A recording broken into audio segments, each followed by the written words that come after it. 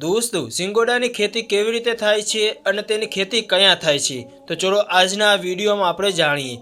જ્યારે નર્સરીમાંથી લોકો આ પ્રક્રિયા શરૂ કરે છે ત્યારે સિંગોડાની ખેતી શરૂ થાય છે।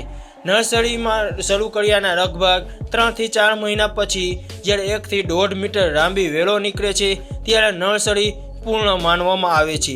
એકવાર નર્સરી પૂર્ણ થયા જાય પછી ખેડૂત ભાઈઓ જૂન જુલાઈ મહિનામાં સિંગોડાની ખેતી માટે ખેતર તૈયાર કરવાનું શરૂ કરે છે।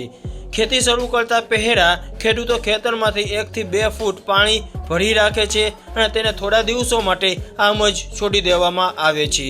નર્સરીમાંથી ઉપાડેલા પાકને લાકડીની મદદથી પાણીમાં છિદ્ર બનાવીને ખેતરમાં મૂકવામાં આવે છે અને આ પાકવાની રાહ જુએ છે।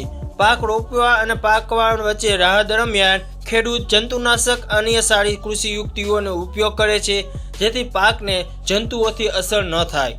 તમારી માહિતી માટે અમે તમને જણાવી દઈએ કે ખેડૂત ભાઈઓ 1 એકર જમીનમાં 8 થી 10 ટન ગોબર, 40 kilo nitrogen, 40 kilo potash, 60 kilo ફોસ્ફરસની જરૂર પડે છે। સિંગોડા સારા ભરપૂર અને વજનદાર બને છે। આ બધું કર્યા પછી પાક લગભગ 120 થી 140 અને કેટલાક જુદા જુદા પાક 150 થી 170 દિવસમાં પાકે છે। મતલબ કે ખેડૂત ભાઈઓ હવે તેને તોડીને વેચી શકે છે।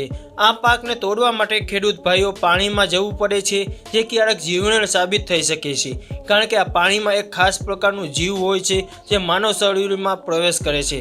તેમ છતાં પોતાનો જીવ જોખમમાં મૂકીને ખેડૂત પાક ઉપાડે છે, બહાર લાવે છે, બજારમાં વેપારીઓને વેચે છે। હવે જો આપણે આમાં સંકળાયેલા ખર્ચ અને નફાની વાત કરીએ તો તમને જાણીને નવાઈ લાગશે કે એક ખેડૂત પાક રોપવા માટે પ્રતિ હેક્ટર 40 થી 45 હજાર રૂપિયાનો ખર્ચ થાય છે।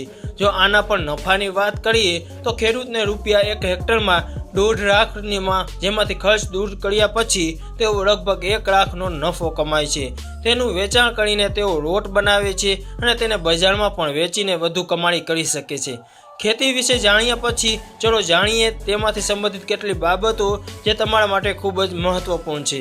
સિંગોડાની ખેતી માટે તે વિસ્તાર હોવો સૌથી મહત્વપૂર્ણ છે જ્યાંની આબોહવા ઉષ્ણકટિબંધીય હોય, વાર્ષિક વરસાદ ઓછામાં ઓછો 60 mm થી 120 mm સુધીનો હોય।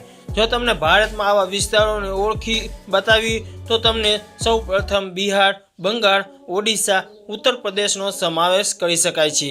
પરંતુ આ રાજ્યોમાં પણ દરેક જગ્યાએ આની ખેતી કરી શકાતી નથી। તે માત્ર તે જ જમીનમાં ઉગાડી શકાય છે જેનું pH મૂલ્ય લગભગ 6 થી 10 હોવું જોઈએ, ત્યાં જ તેની ખેતી કરી શકાય છે। તો મિત્રો, તમને સિંગોડાની ખેતી વિશે માહિતી કેવી લાગી અમને કમેન્ટ કરીને જરૂર જણાવજો।